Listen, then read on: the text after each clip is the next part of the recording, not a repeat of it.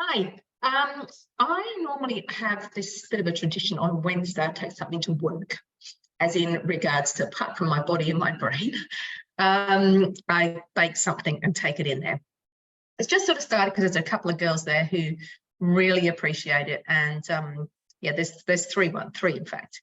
So I'm going to make something I haven't made before. So I thought I might as well show you. But first of all, I'm going to pop some bread into the oven. I'm going to show you the bread. So this is the 5-seed bread.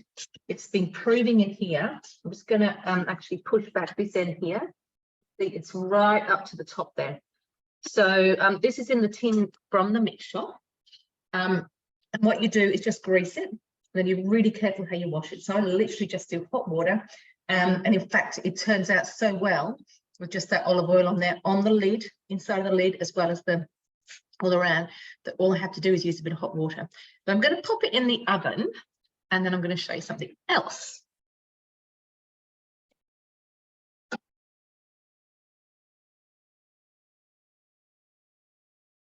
Okay.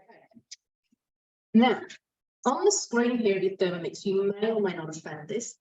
There is a little tab in the middle. I click on that little tab. I'm going to hit timer, and that has to cook for 45 minutes. And honestly, I'll put it on before I forget. 45. So I go start. It starts counting down.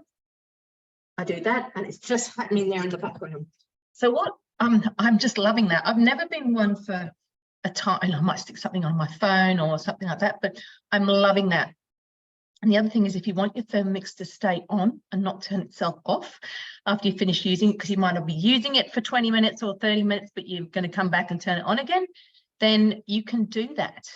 Okay, you can just put the timer on and it won't turn off. No, obviously you've got to like the right length of time. All right, so let's get down to serious cooking. Paleo chocolate chip cookies. All right. Now, paleo eating is basically no grains and no sugar, although I'm not being strictly paleo, and no dairy. So it's really, it's nuts and all that sort of stuff. So I'm going to put this on here. Just realised I didn't wash my spatula. I'll deal with that when I need it. Start cooking. It's American recipe, all right? So 350, you halve it, 180. Line 2 baking sheets with parchment and set aside. So I'm using this lovely silicone number from the mix shop, and this lovely rose gold tray with its insert of a silicone mat from the mix shop. I have to say those are some of my favourite things from the mix shop. Then, what I noticed with this, so I need almond meal when I look through the recipe, but I also, it's asking me to mill this coconut sugar, so I'm going to do 2, actually, I'll see. Yeah, 15 seconds speed 8 for the coconut sugar, so I'm figuring my nuts will be fine with that too. So 1 ounce of coconut sugar. This is the thing, when you're working in ounces, it doesn't matter because the scales are there.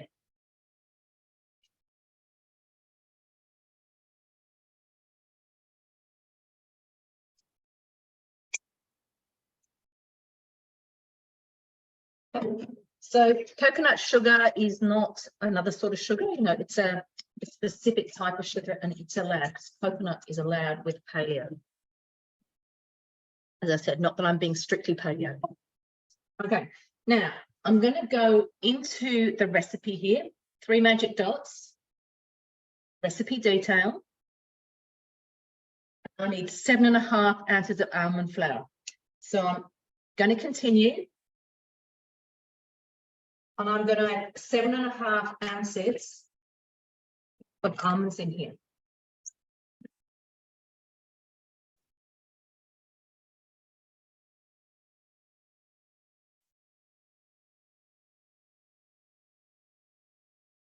Good. Okay. Pop the lid on. 15 seconds, speed 8.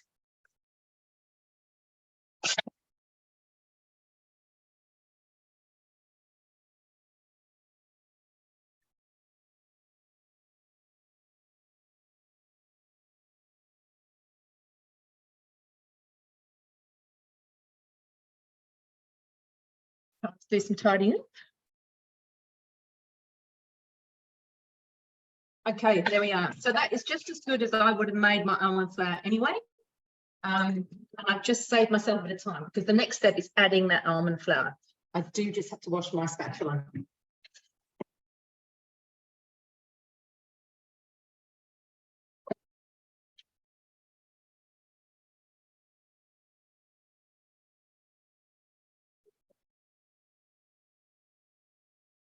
Will do.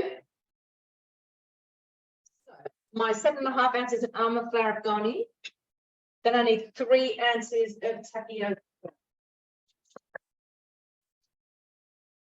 flour.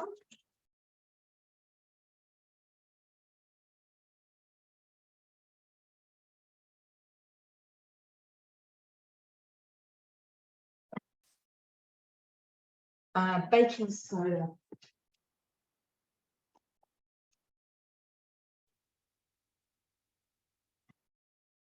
Would have had everything out.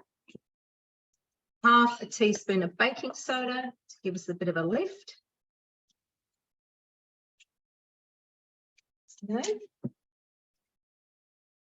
Half a teaspoon of cinnamon. This has been refilled at the source. Okay.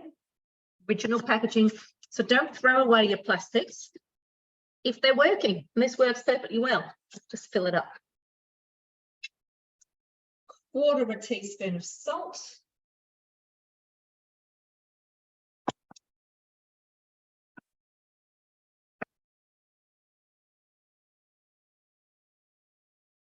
Just basically mixing up all that flour, the almond meal, the coconut sugar, etc.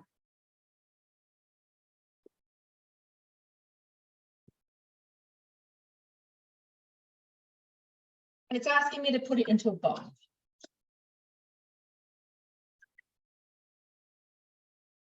Literally scrape down the sides a bit here. Make sure we are all mixed up. There we go. And popping into one of these lovely mixed shop bowls, set 3.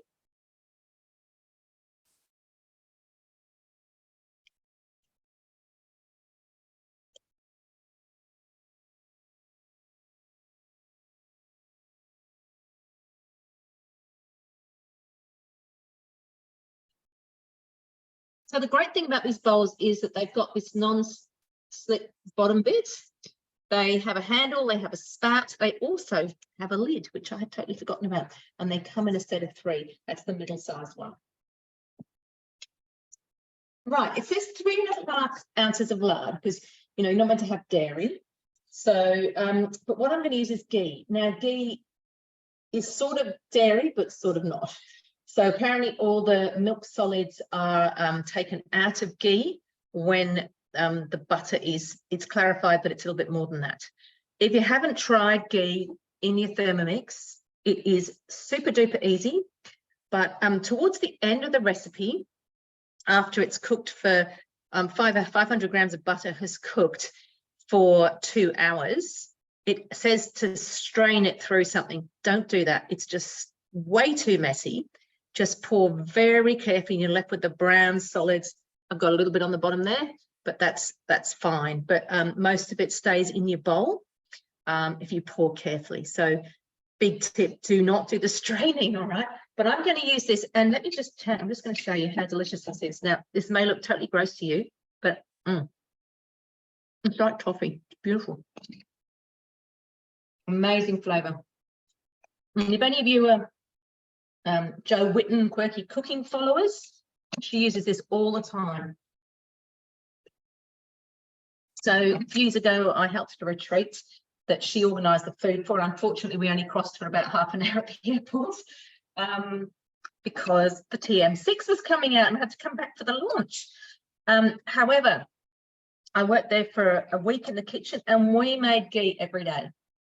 and so much was used in fat bombs and everything. Oh my goodness, it was just delicious. And participants were allowed to come in and get these little fat bombs if they were feeling just a little bit lightheaded or just need a little bit of something into the kitchen. And it wasn't the participants, because they didn't really realise that. It was all the practitioners who were there who would come in and say, can I have one of those? Because they were so delicious. All right.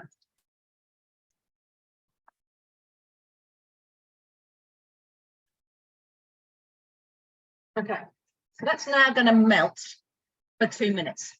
So so I'll just tell you a bit more about this retreat whilst we've got the 2 minutes on. I'm not even sure, I think they have done them since. So it's called Hope for Health, and it was actually to help Indigenous people. So there's an island off Arnhem Land, not too far from Darwin, called Elcho Island, and the Indigenous people came from there. And what's his name? Pete Evans, who I know some people have got, you know, funny ideas about him, and he's gone a bit crazy and everything. But, you know, Pete Evans, the chef, he was involved with it as well. And an amazing nutritionist, Helen Patteran, and then Joe Whitten, as I said.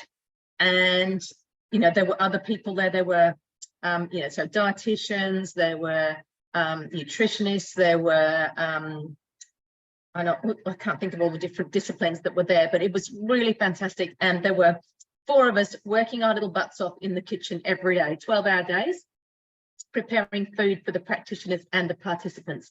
And the idea was to teach. So what we have done to the Indigenous population is really quite terrible. Particularly from the food and the health perspective. So originally they were all hunter-gatherers. They would go out and they would know which flour is out. So if this flour is out, I can't tell you what that is because I don't have that knowledge. Then that means that it's the time to catch stingray because they had the most fat on them, because really important for them was the fat. And it is, it's really, our brains need fat. You know, we've got all this low fat stuff for a long time. We actually need the fat. So that's why this is, it's good. I'm going to run out of time to tell you all about my retreat. Anyway, I'm going to keep talking for a minute. So it was just amazing, and it was teaching them ways to eat, sort of almost like going back to how they used to eat, instead of being in an environment where you know, a whole lot of different tribes, for want of a better word, or families are pushed together who wouldn't normally be together.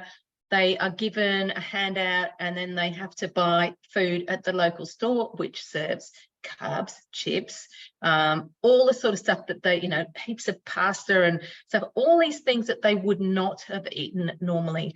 And it's as a result of that, they have so many health issues. So this retreat was all about educating and getting people back on track.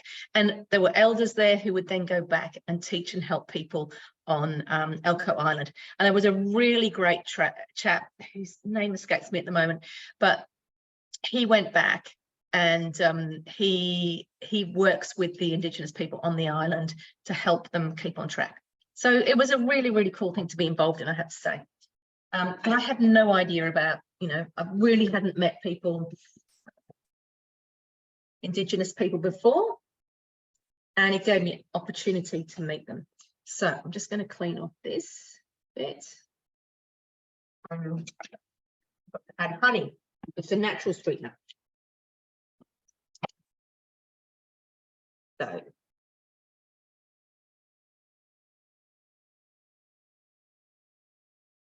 whoops, that was a bit silly.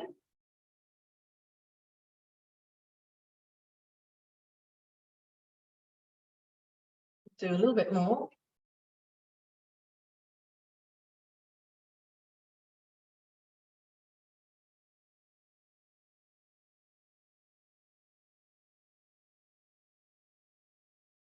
Yeah. Okay. Not my favorite honey. Vanilla essence.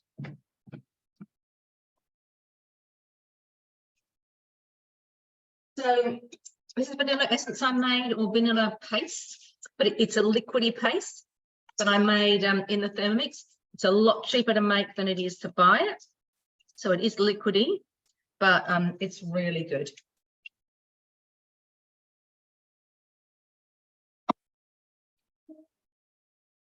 That's gone in there.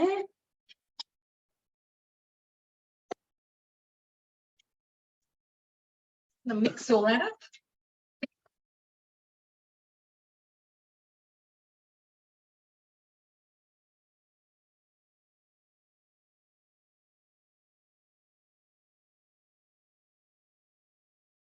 And ghee can sit outside. So when we were in Darwin, the ghee just sat out all night, all day, and it does not need to be refrigerated.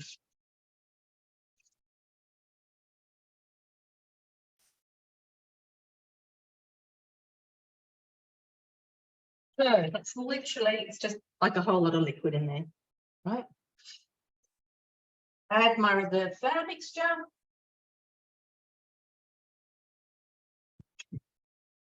And choc chips. Now, this is what I've got.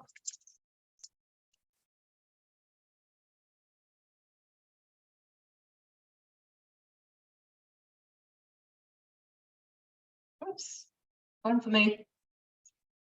Ah, chopped pecans. I don't have chopped pecans. Let's have a look, see what we got in here.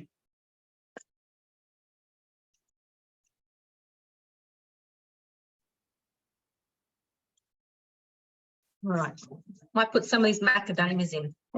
Been there for a while. Okay, they're not super chopped, but they'll be all right.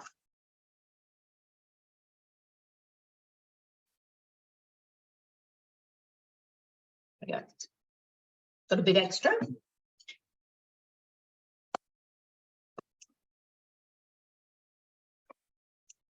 That's 10 seconds on C3 reverse.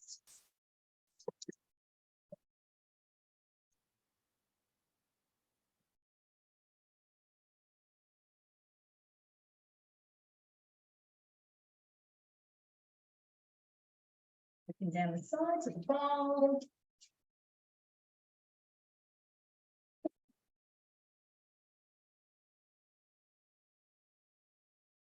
Seconds speed.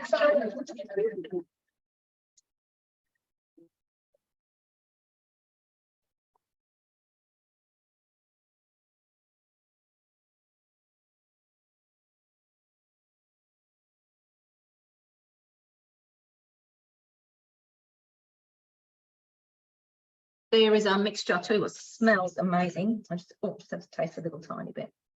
It smells so good.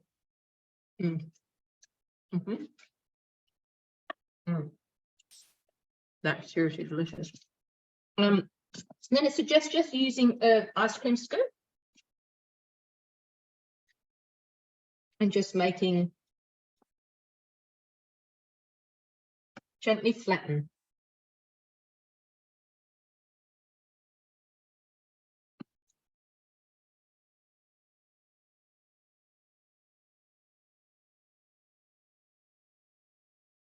I'm not sure how far they're going to spread. Yeah. So it's approximately 1.5 inches apart. So I think if I move that way, I'll probably get 3 on here.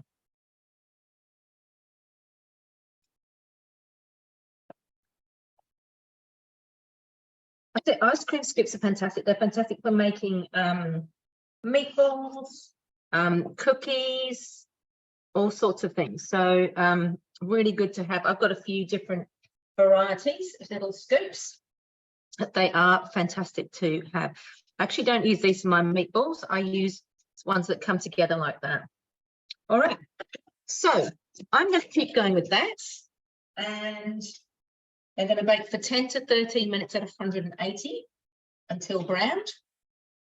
Let them cool for 5 minutes before transferring to a rack. Cool completely and serve. So they will definitely be cool by tomorrow when I take them to work. And there might be a few less than the number supposed. I think it must be about 24. It might be 24 by the time they go tomorrow. Anyway, as I said, the mixture tastes fantastic. I'm sure they're going to be amazing. So probably worth putting on your to try list.